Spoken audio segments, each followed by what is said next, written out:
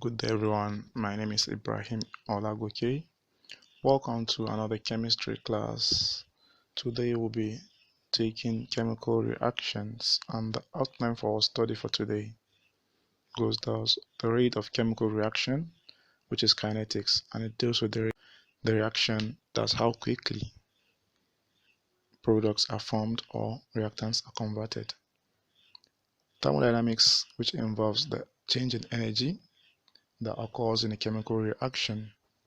Now, this rate, that kinetics, is concerned with the moles of reactants converted per unit time, or the moles of product formed per unit time. Now, this depends on the frequency of collision of the molecules. The faster the collision, the faster the rate. And this, to have effective collision, you need to have a proper orientation and enough to move the reactants to form products. Now, basically, in thermodynamics, we're talking about the heat content here, which is the enthalpy, the amount of heat absorbed or released in a chemical reaction. This is denoted by delta H, enthalpy, and it is the difference between the heat of product and heat of reactant. Heat of the reaction, delta H, can be positive when heat is absorbed from the surrounding, and it's called an endothermic reaction. Here, the heat of the product are greater than the heat of the reactant, while it could be negative when heat is given out to the surrounding, and this is called an exothermic reaction. This is where the heat of reactants will be greater than the heat of the product. Looking at the diagram, for the exothermic reaction, heat is released to the surrounding and it makes the surrounding warmer, tends to give the product an energy, while for endothermic, heat is absorbed, making the environment cooler, and the reactant plus energy gives off the product.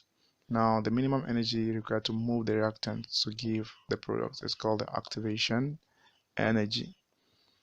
Talking about the factors affecting the rate of chemical reaction, we have basically four factors. One, temperature. With an increase in temperature, there is an increase in collision, and this increases the rate of the chemical reaction. Now, the second one is surface area. When you have a large surface area, this also enhances how reactants collide, and this increases the rate of chemical reaction too. Then we have concentration. When concentration is increased, the rate of reaction also increased. And lastly, we have the surface, the catalyst. Now, the catalyst is a substance that enhances the rate of chemical reaction. We'll have the positive and negative to catalyst. The positive increases while the negative decreases the rate.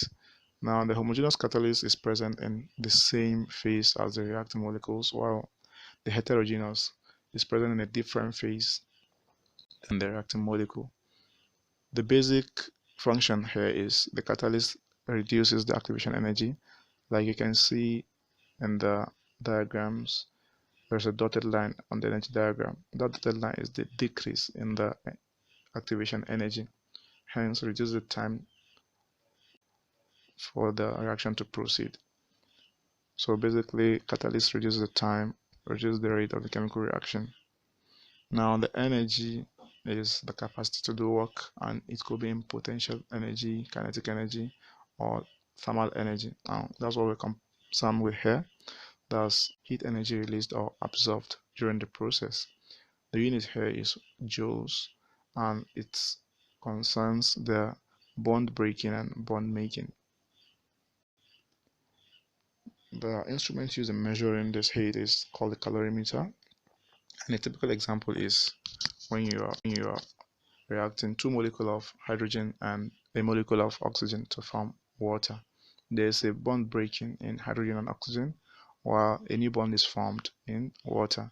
Now, when you take the difference between these two heats, you have the heat of reaction. And in this case, it's endothermic since we have minus 506 kilojoules. Now, let's look at a last concept here, which is entropy delta S. This is the degree of disorderliness of a system, or the randomness of a sample, and basically this is found in gases, highest in gases.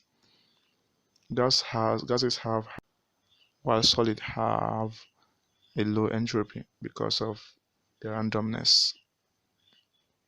Now, phase change from solid, liquid, and gas determines the increase in the entropy. Now, in mixing gases also, there's also an increase in entropy since there's more collision because of the agitation. When you're dissolving a substance also, it causes an increase in entropy. Now, our assignment for today is you have to explain the following terms: kinetics, thermodynamics, and two, you have to